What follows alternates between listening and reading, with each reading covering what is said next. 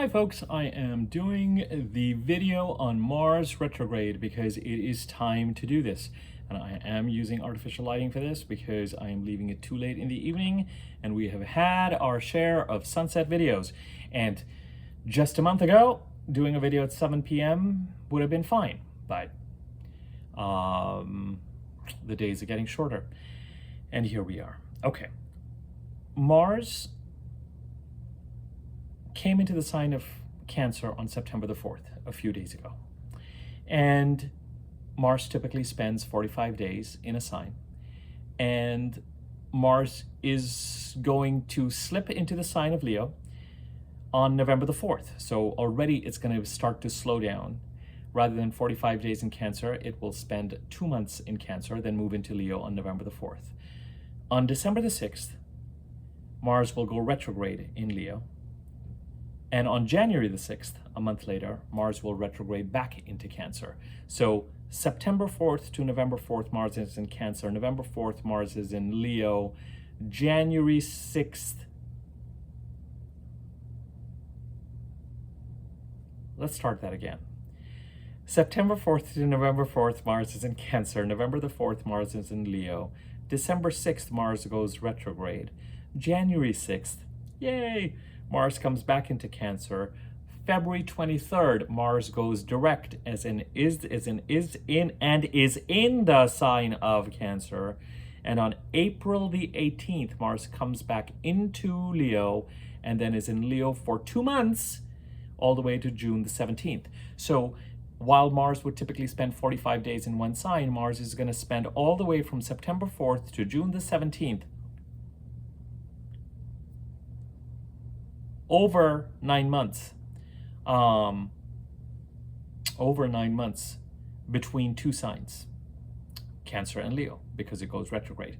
Mars is going to go over the degrees between 17 degrees of Cancer to 6 degrees of Leo 3 times in the process. Once when it is direct, once when it is retrograde, once when it is direct. And during the month of September, Mars is not quite going to enter its shadow degrees. It's not going to make it to 17 degrees of Cancer during the month of September, which is fine, which is great in some ways, because while it is going through these current degrees of Cancer, it's kind of a straight shot. Wherever Mars goes, as I have mentioned to you, our energy goes. Mars is the male side of our archetypal energy. Pursuing goals, hunting and gathering, and protecting what we value, drawing boundaries, engaging in conflict and competition in order to do so. It is a yang planet. It's, if you know its symbol, it has this arrow on top of it, right? So it goes towards something, it moves towards something, it makes things happen. It is our energy to go out there and make things happen. And of course, in that process, goals are pursued. We go after what we desire. Desire is a big thing for Mars. It is the planet of our desire, and to move towards what we desire, or to protect what we desire, protect what we value, to move towards what we value. And in the process of going towards what we want to, the assumption is, and the expectation is, and our understanding of 3D reality is that we're going to run into people or forces or situations that are going to affect us egoically. They are going to sometimes be presented as a threat to us, as conflict or as competition. So with Mars then, the male side of our energy comes out in asserting boundaries and defending our boundaries and attacking as appropriate. Although with Mars, as I continue to state and believe strongly, the right use of the energy is to be assertive where appropriate, but not aggressive. Mars is one of the 2 malefics in traditional astrology, one of the 2, if you want to think about it this way, bad planets.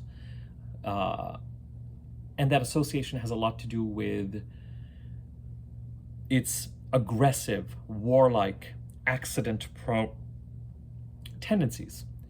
Mars can lead to injuries, accidents, bleeding, the red planet, all that kind. So always be mindful. Don't turn into a bull in a china shop. Don't go about breaking things and smashing things. You know, it's not gonna, don't increase by virtue of that archetypal male energy. Don't attract and create enemies. Don't make situations worse.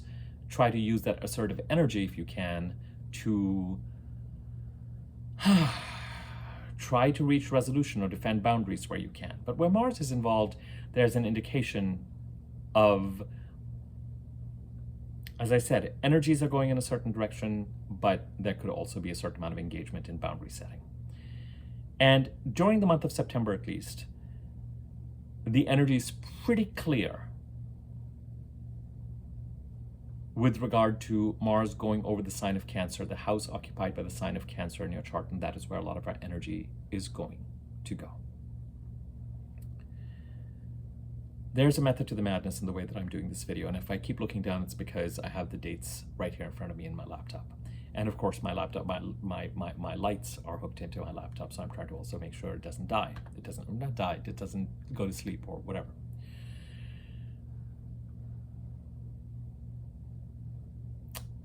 You could have, as I've mentioned to you before in my videos, 6 transiting planets in one house, and Mars completely alone transiting a certain house or a certain sign in your chart, and still a lot of your energy will be played out where Mars is. A lot of your external energy. That's just the nature of the planet. That's the nature of our energy. That's where external energy is going. That's where we're pursuing goals. That's where we are taking action.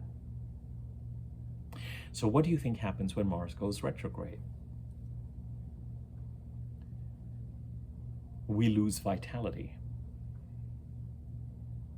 Mars retrograde is my least favorite of the retrogrades. Mars doesn't go retrograde a whole lot. You know, it goes retrograde every couple of years. But it's my least favorite of retrogrades because I don't like that feeling of losing energy, losing vitality. It gives rise to a kind of an exhausted, irritable, can't find it in me to get things done, to push things to conclusion, to get things done kind of energy. And really, when we're looking at when it is that Mars is retrograde, just because Mars is going over the signs of Cancer and Leo for 9+ months, it is only retrograde between December 6th and February 23rd. Let's just be very, very clear about that. And that is 2.5 months. So it's not retrograde for 9.5 months. It's retrograde between December 6th and February 23rd. Now, as we head into November, it will slow down. So particularly as we get to about Thanksgiving time, we'll really start to feel the slowdown. And, you know, as we head into March, it will be slow, but it's still direct, stationary, getting stationary, direct, present there. So Mars retrograde archetypally means that we lose vitality, we lose energy, we lose the ability to push through things. But from an even bigger perspective, we have to go back and review once again and just check in on our action plans. What are we pursuing again? What are the goals we're pursuing? What are we protecting? And most importantly, how are we going about doing this again? How are we?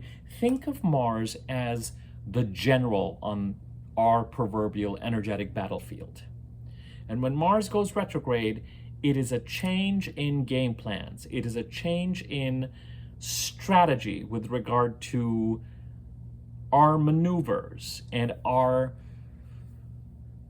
way of pursuing things and going after things and how we're actually going to do something and where are the opposing forces, what is our strategy and what are we going to do. It's the classic transit with Mars retrograde. If you have a plan of action, let's say that you're doing, this is the archetypal example I always give because this actually played out with a client and I've never forgotten it.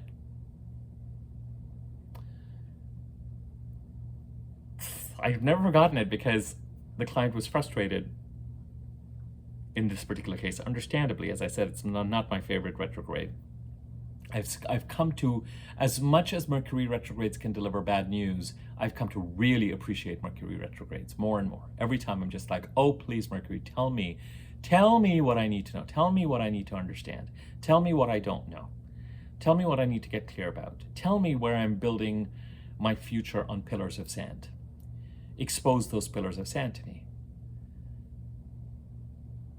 In this case, what was interesting was that this particular client had Mars transiting his 4th house, and Mars was retrograde, and there were renovations being done to the home. And even though it seemed somewhat fantastical that the renovation time would take as long as I thought it would, that is what occurred. And it was so think of it as though you have certain plans in place and things are moving according to plan, and then all of a sudden those plans shift and the way things are occurring have to be rethought. The action plan needs to be rethought. What are we doing? How are we doing it? Why are we doing it this way?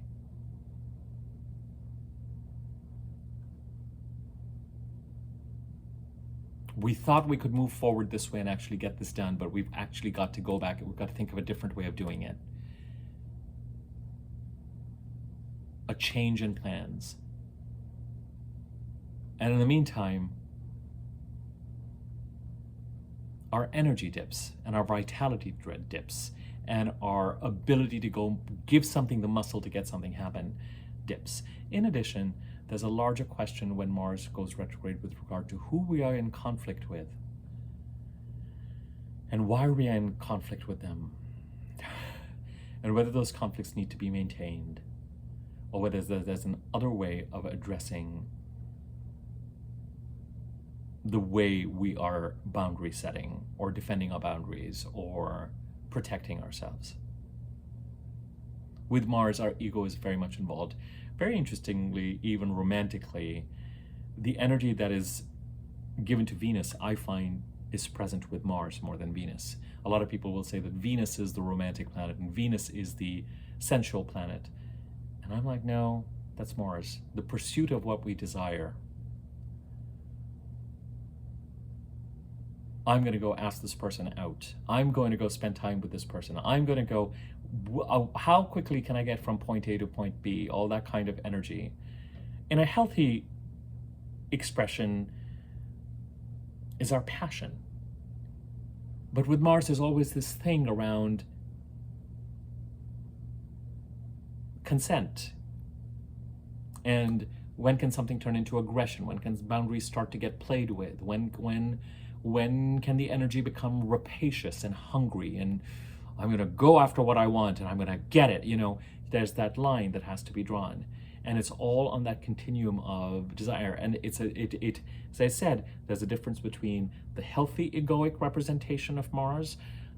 I have to get this done because I've got to put food on the table and I want to go after what I want and I want to fulfill my sense of purpose.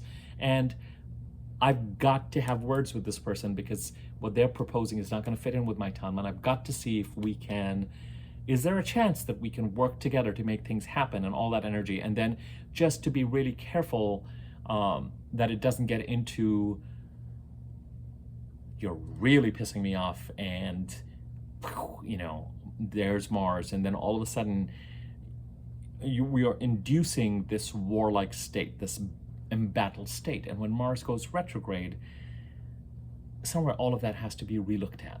Who are you in conflict with? Why? How are you managing those conflicts? Does the way those conflicts being managed need to be looked at? The frustrating thing is, of course, our energy goes out of those conflicts as well. It's not a bad thing. At the end of the day, sometimes when people talk about planets being retrograde, they talk about it as if the planets are going into the 12th house and losing their expression. When planets transit the 12th house and go into the 12th house in your chart, they're really releasing their entire, they're completing a rotation of your chart, a revolution around your chart, I should say. So when planets go into the 12th house, you can think of them as doing what you would do if you were in the 12th house, putting up their feet, being in isolation, reflecting, releasing, not being in action, restoring their energy so that when they move into the first house, they can start their next revolution around your chart. And sometimes when planets go retrograde, we talk about them as if, you know, we're losing vitality, we're losing, but retrogrades feel a lot more active. It's as if the planet himself or herself, when it comes to Venus, says, I need to reverse. There's something we're not getting. There's something that is not in alignment. With Mercury, it's not in alignment here.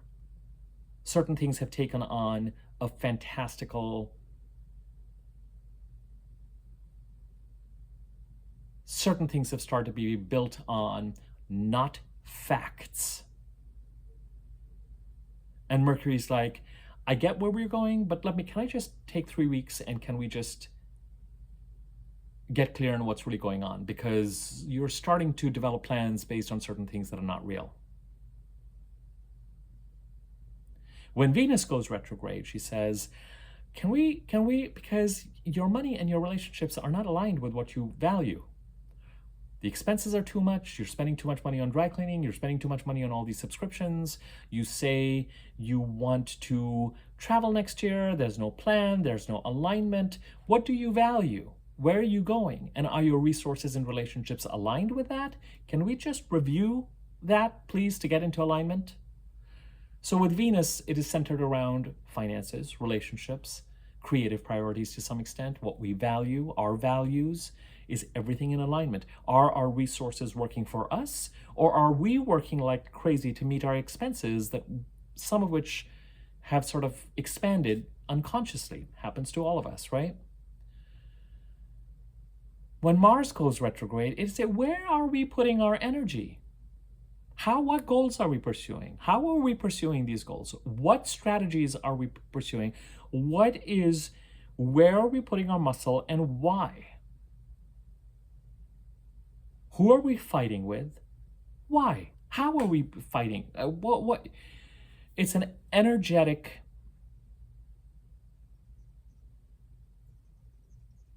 Mars is like, we need to go after what we need to go after. We need to pursue our goals. We need to set lines where we need to set lines. But there are certain things here that are not going to be successful via the current strategy, General.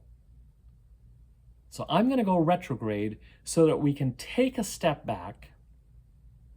This is the least favorite part of everybody when Mars is retrograde. And just get clear once again on what we're doing and how we're doing it and how we're taking action and who we think is in our way and why and how we are dealing with them. Planets going retrograde are a chance for us to get back into flow once they go direct. But the retrograde is occurring to fix gaps in our alignment. Now, here's what's really interesting. As you know, we, in my humble opinion, have entered a 9.5 month birth canal, starting September the 2nd all the way to the end of the first week of June. The Aries North Node eclipses that have been occurring since, I know a lot of you have heard this, me go over this timeline, but let me just go over it really briefly because the Mars retrograde is a critical part of this. And I really believe that it has its meaning in this process and through this process.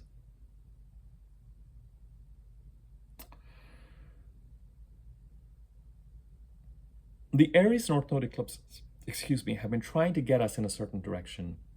Well, we have been articulating and wanting to go in a certain direction related to the house occupied by Aries in our chart. And a lot of it depends on which house it is and what its relationship is to the previous eclipses and all that kind of stuff. But for the sake of this general video, March, April of last year onwards, and by June, July, August of last year, we may really have felt like we wanted to make it and we wanted to take the leap. And then all of a sudden between September, but particularly the middle of October to the end of March, middle of October 23 to the end of March 24, during the eclipse cycle, the South Node eclipse cycle in Libra, we may have felt like we were thwarted. And the universe made it very clear as though to say, well, you want to go there, but guess what? You've also got to release what needs to be released in the Libra part of the chart, and the house occupied by Libra in the chart. Well, we had a certain amount of forward movement then. We had the eclipses in Mercury retrograde in April. What doors remain closed? What doors remain open? Am I crazy? Do I still want to go in that direction? What is the universe trying to tell me? In May, June, July, we made a certain amount of progress and forward movement. Not complete, not decisive, but a certain amount of ground was gained by around July the 21st, 22nd. Then Mercury went retrograde in August. And again, there was a question of what reality check do we need before we actually start to move forward in September. And September, October, until about November 21st or so, it's forward movement time again. But ultimately, wherever it is that we're trying to get to, that transition is not completed till the end of the first week of June next year. And doesn't that just time perfectly with this Mars retrograde cycle? And I've been referring to it as a birth canal or birth period, whatever it is. And of course, in the videos that I've done recently where we've talked about this and addressed this, and I'll place a link to one or two of these at the end of this video. To my surprise, I was like, oh, it is about nine and a half months. And the one thing that happens during these 9.5 months is this phenomenon of Mars spending all that time in just 2 houses of the chart, when typically he would have cleared half the chart by that time, transited half the chart by that time, during that time. The personal planets transited through the signs of Cancer and into Leo in June, July, and into early August, as they normally would. Mars's retrograde is between Cancer and Leo. The other important retrogrades that are associated with this birth canal occur in March and April, when both Mercury and Venus go retrograde between Pisces and Aries. And they go retrograde just prior to Saturn and Neptune over the late spring and into early summer, temporarily transiting from Pisces to Aries. Now, Saturn and Neptune will retrograde back into Pisces and Aries at the end of 25, only to clear it completely and finish that transit by early 26. There's something about these 4 houses, but really it's 2 sets of houses, Cancer, Leo, and Aries, Pisces, in our charts, that it's like endings and new beginnings. Because the other thing with the Aries-Pisces axis is the North Node eclipses are shifting from Aries into Pisces. There's a lot of transitioning. With the Mars retrograde, certain energies that were present in June, July, and August come up again for action and resolution. Yes, between now and the middle of June, but especially as we get to November, December, January, February, March. It's like whatever typically would end or transition as the planets moved from the Sun, Mercury, Venus, the new moon, sort of regular annual personal planet transits would move between 2 houses, in this case Cancer and Leo. They did, but it was not conclusive. Part of the reason why you have a 9+ month birth canal is that this feeling that whatever this change is, and some of it might be symbolized by the Jupiter-Uranus conjunction in Taurus on April the 20th, which set up another 13-month window after that to a portal of significant change for some of us related to the Taurus part of the chart.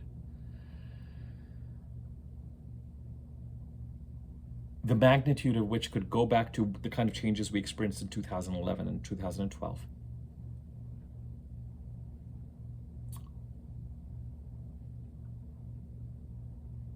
It's as if between September the 2nd and the end of the first week of June, the potential for change, there's a recognition that a status quo has to end and that we have to get somewhere. But what the planets seem to be acknowledging, and what we seem to be catching up to, is that it's not as simple as just turning a page. It's as if the change is big enough that there's this component of like we turn a page and then we have to turn it back, and then we have to turn a page, 3 steps forward, 2 steps back, 3 steps back. There's a building the new but closing out the old that somehow continues at least all the way towards the middle to end of April. The reason why I say till the end of the first week of June is because it very well could be that we find ourselves actively creating the new or moving towards the new even as early as October, November of this year. But certainly by middle to end of April, early May of next year. But then the energies are much more focused on just stabilizing the new. And there's a sense that honoring the Aries North Node eclipses is important, and seeing them come to a close is important. And the challenge with a month like September and August and September, indeed with this entire process, it was almost easier to be in goal articulation mode in April, but especially May, June, July, August of 2023, because it was all unsullied. We were in, this is what I want to do, this is where I want to go, this is where I want to go next. There was an innocence to it, like the Fool card in the tarot. Excuse me, there was like a little bit of, it's probably cat hair floating, so I just kind of wiped it out. But now we're in the, how the hell am I going to make this happen? What am I going to do? And also the feeling that the new is not concrete enough and has not manifested enough yet to know what we're going to hang the new on. What does the new even look like? What is this design? What is this future we're moving towards? We know that something about the status quo and the current state needs to change and morph and end. But in order for us to really actively work towards something, we need to know what that something is. And for a lot of us, it's not here and it's not clear. So we're doing what I've advised in recent videos to do, which is to get moving in the direction of our desire or our choosing to the best of our ability in a grounded way, and see what takes. Which road will you end up taking? Which doors remain open? Which doors remain closed? And this is typically where we find ourselves just before we reach the eclipses, which is where we are. We have an eclipse on September 17th. We have an eclipse on October the 2nd. Right on time, just as we entered April of this year, in this feeling of, where do I go? Which way? Does the old, what I was thinking in 2020, does that still hold? Does something need to change? Which doors will remain open? Which days will remain closed? Universe, tell me, give me a sign, give me a sense. Where am I going? Where am I headed? What are my plans? How are we doing this? Where am I going? And the universe like, time for the eclipses.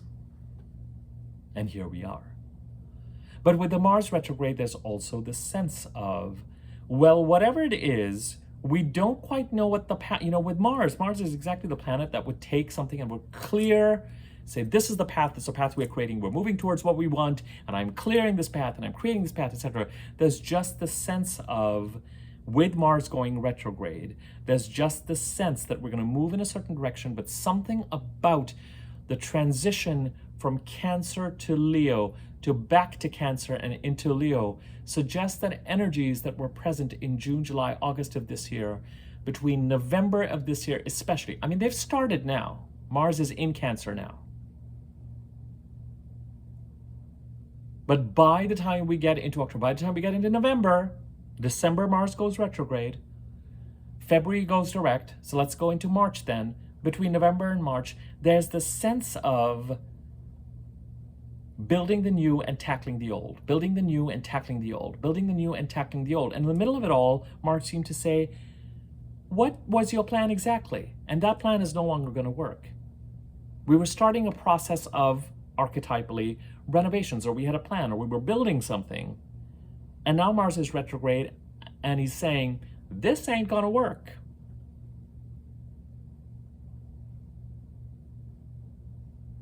Have you thought about this? And have you thought about this? And what about this? And what about this? And what are you doing again? And why are you doing it this way?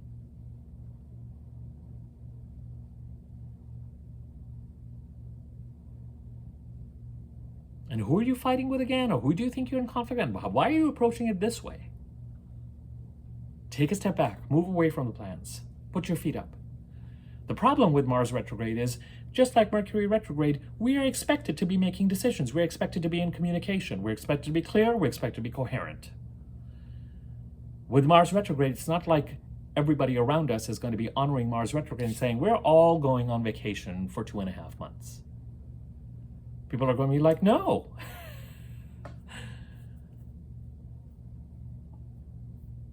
I'm hosting Thanksgiving dinner on such and such date. The renovations need to be complete. And Mars is like, no.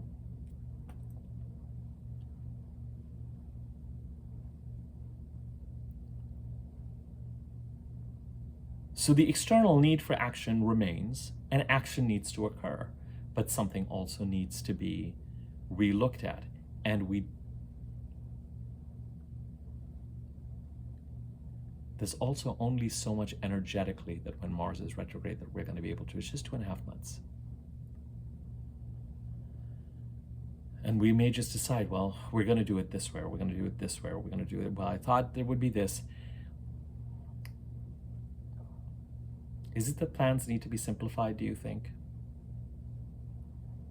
Is it that sometimes when we are moving forward, our plans become too ambitious? Both in terms of what we decide, you know, as we head towards Mars retrograde, those are things that we may have to consider. Now, I am actually very excited about this Mars retrograde. This Mars retrograde has 3 trines. Yay! 1 powerful opposition and 1 square. But the opposition, which is which should make us all sit up, is the opposition to Pluto. And Mars-Pluto conjunction squares and oppositions, we feel them.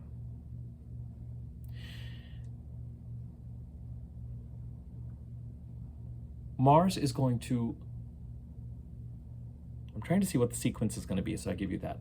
Mars in Cancer will trine Saturn in Pisces, will square Chiron in Aries, will trine Neptune in Pisces, then Mars will move into Leo and oppose Pluto, and then Mars will trine the North Node in Aries. Then Mars will go retrograde, do all that again, trine North Node, oppose Pluto, trine Neptune, square Chiron, trine Saturn. Then Mars will go direct and do the same thing again. Trine Saturn, square Chiron, trine Neptune, oppose Pluto. Actually, trine the North Node and oppose Pluto.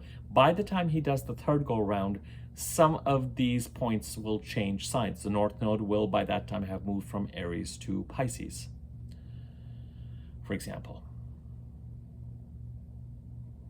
So the trine to the North Node will actually occur when Mars is in Cancer, direct to the North Node in Pisces, whereas the first 2 trines will occur when Mars is in Leo and the North Node is in Aries.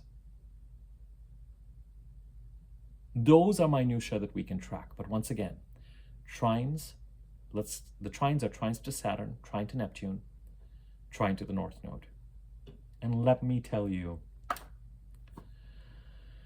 you want planets to trine Saturn and trine Neptune and trine the North Node. If we were dealing with 3 oppositions to Saturn and Neptune, or or 3 squares, I would be like, I am taking vacation between now and June of next year. And in the middle of all of this is 3 oppositions to Pluto. What Mars is trying to do is that he is trying to get you from A to Z between September the 2nd and the end of the first week of June, June the 14th. And there's something about these transitions, these endings and new beginnings that are being created as this planet goes between the signs of Cancer and Leo, and as the North Node, Saturn, Neptune, but also significantly in March and April, Venus and Mercury go over Pisces and Aries. There's something about the movement of energies in between these 2 sets of 2 houses in your chart that are where the change is occurring and where the butter is being churned in order to get us from A to Z. And if you want to think about it this way, it may be that the endings are being symbolized by what needs to be done in the sign of Cancer in your chart, the house occupied by the sign of Cancer in your chart, And through the act of stabilizing the Pisces part of your chart, those of you who've been watching my videos know that I talk about that a lot, stabilizing the crisis in Pisces. That's been going on since 2012 and may have peaked in 2014, 15, 16, 17. Soon, every time I talk about the crisis in Pisces, we will all be saying this together. The old may be symbolized by the retrogrades in the Cancer and Pisces part of the chart, and the new could be symbolized by the houses occupied by the signs of Leo and Aries in our chart.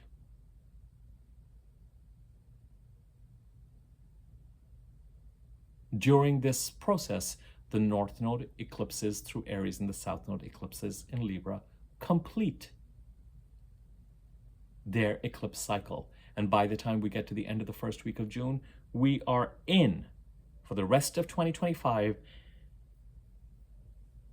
clearly the Pisces Virgo eclipse axis.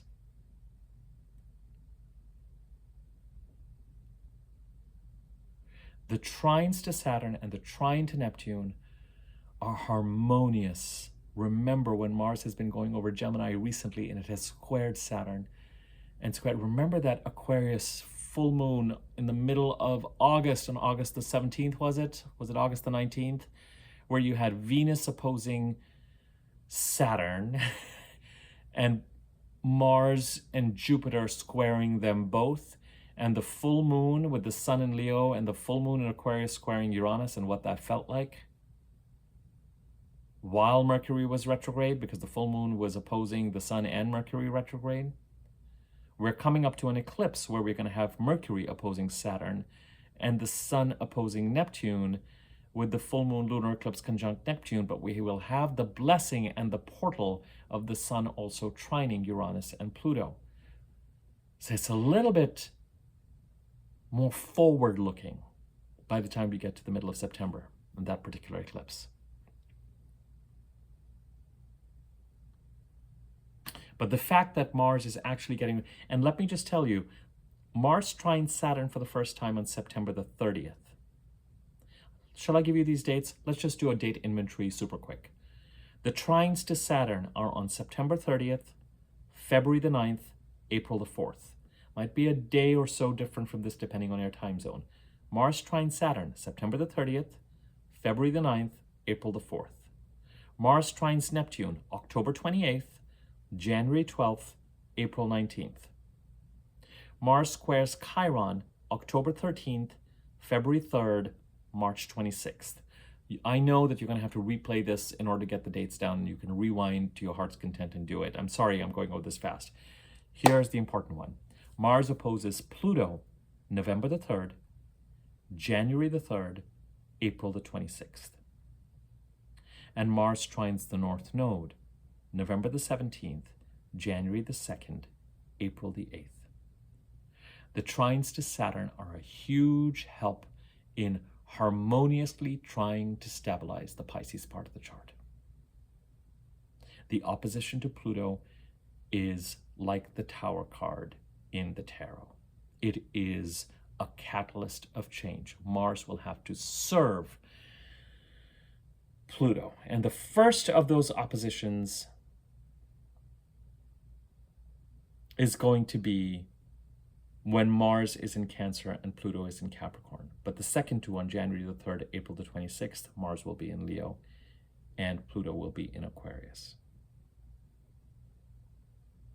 But Pluto is literally hovering over. There's so much hovering over two signs, Capricorn and Aquarius, right now.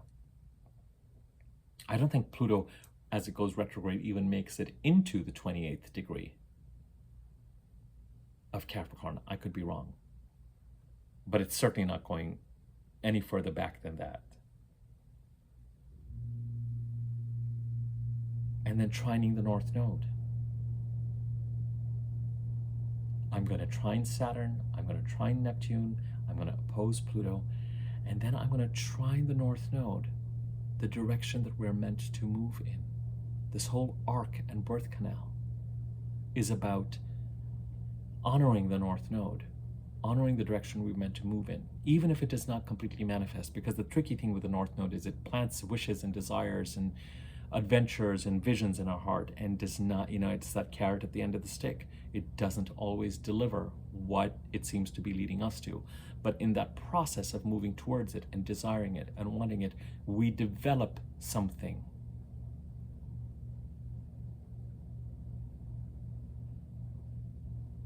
We learn things. Our soul expands.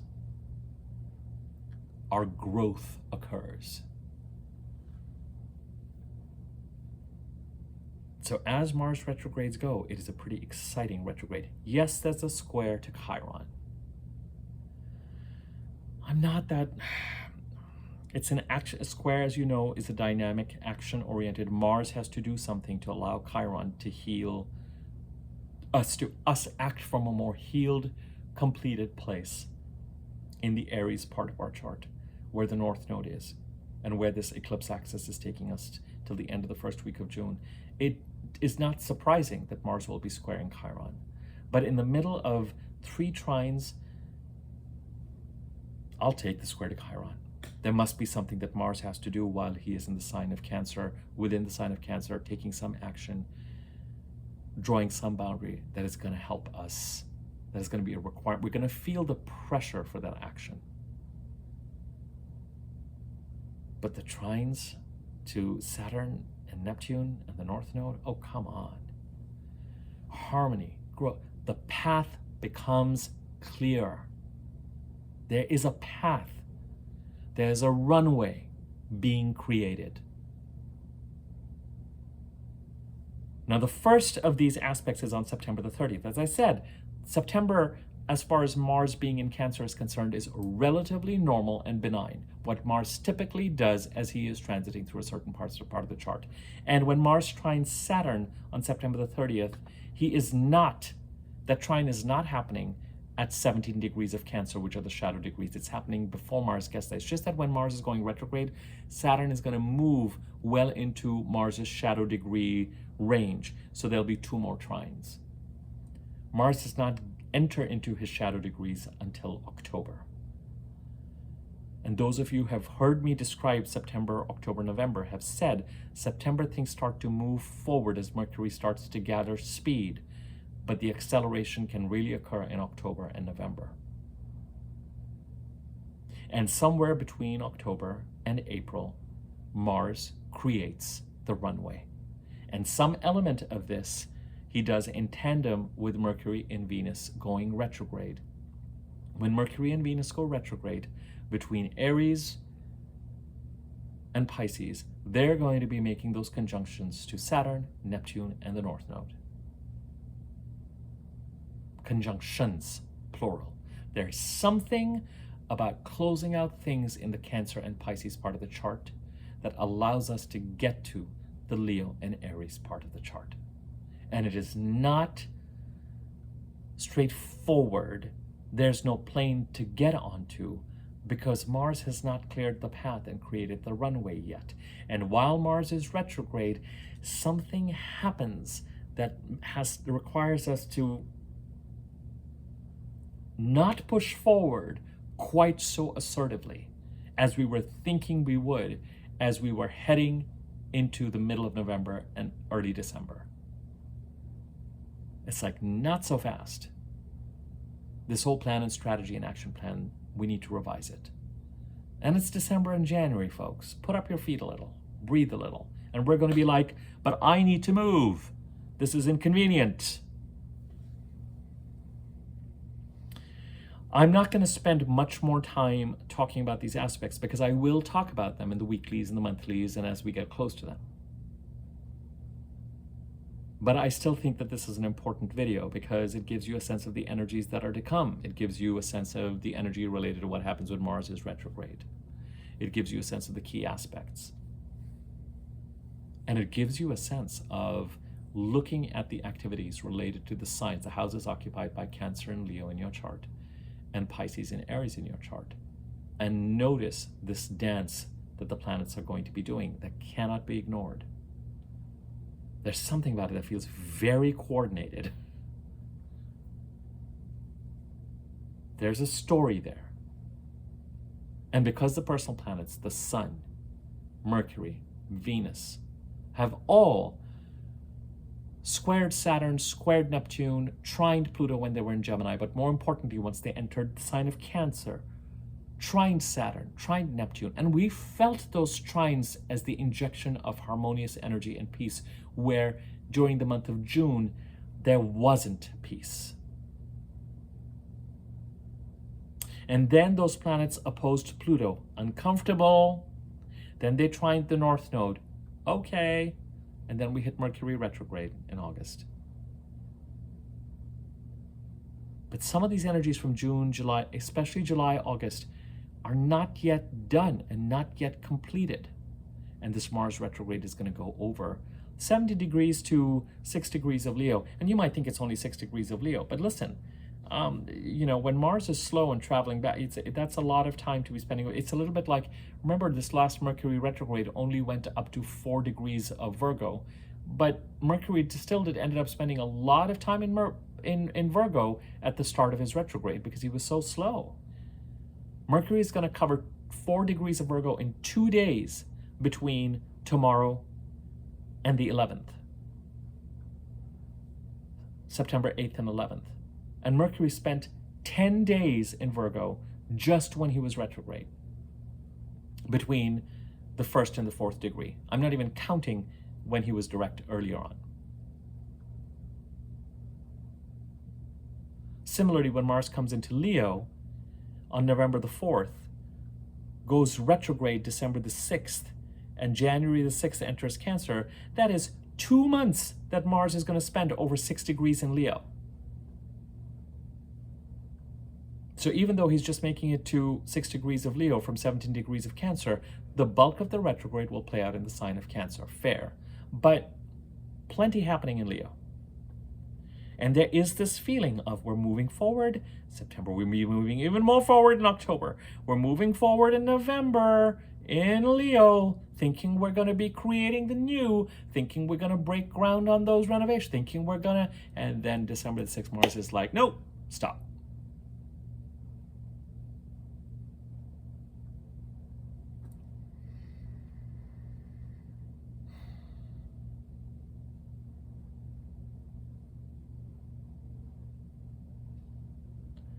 We will deal with it as it comes along. But as far as retrogrades go,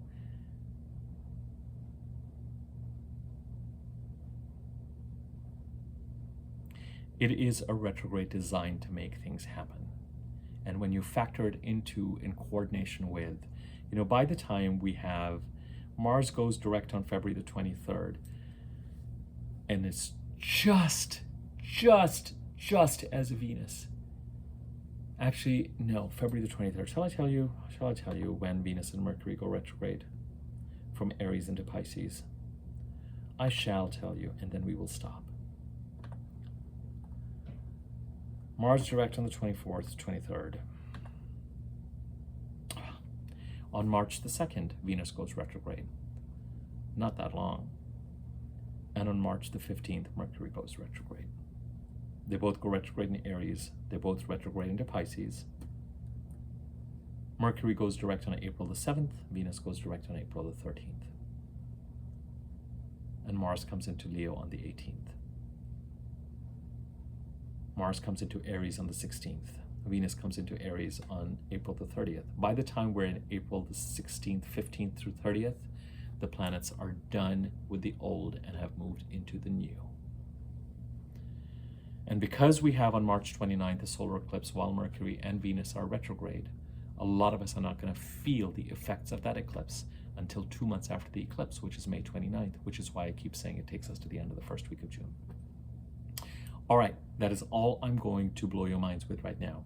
Because when I was, and if it doesn't blow your mind, you're fine. It blew my mind when I was looking at this Mars retrograde more closely and all these dances. And if you could feel me being excited about talking about the oppositions to Pluto, but especially the trines to Saturn and Neptune, which I was relieved by, and the trine to the North Node, which was exciting, and the oppositions to Pluto, which, given the sequence of where that falls with these trines occurring, felt like, all right, if Mars is really making the effort to clear the path, Something's got to happen to break new ground. And that Mars opposite, and remember, Mars and Pluto conjuncted on February the 14th of this year, 23. So those oppositions somehow are related to what started then, reaches a kind of peak with these three oppositions. And if you know your chart, you can think about what was going on in the sign of Aquarius at that time. And for some people, there's a relationship between that and what's going on in the sign of Pisces. And there's a relationship between what's closing out and opening there and being stabilized in the sign of Pisces there, and what's going on between the Leo and Cancer parts of the chart. I can't manage that narrative for you. You know your chart. You know what the houses are being occupied. And ultimately, let's not discount the Aries part of the chart, because, that's what, you know what I mean. That's what we're all trying to get to. And in order to get there, we have to stabilize the Pisces part of the chart, hence the trines from Cancer to Pisces. And we've got to honor the North Node eclipse in Aries and Chiron going over Aries, and the Chiron North Node Aries eclipse conjunction on April the 8th of this year.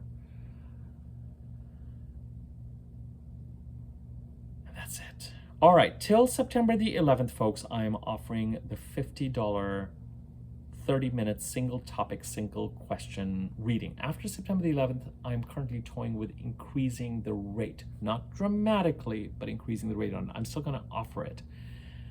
When you have your own business, you play with these kinds of things and you get a sense of things and all that kind of stuff. I don't know. I'm gonna work on, but the bottom line is, I offered it in the guise that I did because I wanted people to take it so that I could refine the offering. Now, I've done a separate video on what I was doing and I'll place a link to it so you can look at that video to understand what these readings are about if you're interested. But till September 11th, now that doesn't mean that the readings have to happen by September 11th. Just at least let me know, and let's start the process of scheduling and paying and kind of getting it in the calendars and getting it set, so that if we can't schedule it by September 11th, as long as it's been identified and we're moving towards it, we can at least have a sense of closure around it. And I can start to think about where I'm taking it next. These are single point of focus readings, single question, single area of focus, single house to focus on, or something along those lines, for about 30 minutes for $50. I'm also offering my regular readings. My email address is in the description box below. So if you're curious about either offering or want to find more information, email me there and I'll send you the information. If you found this content useful, or you think my channel is useful, feel free to tell people about it. Subscribe to this channel if you haven't already. And there's a bell icon next to the subscribe button. If you hover over it, on top there's a wiggly bell. You click on that, you'll be notified when I do new videos. There's a thanks button under this video. You can use that to contribute to the channel. Like and comment on the video if you feel so inclined. It gives the video greater circulation on YouTube. Thank you for being on this journey with me, and I'm glad I got this video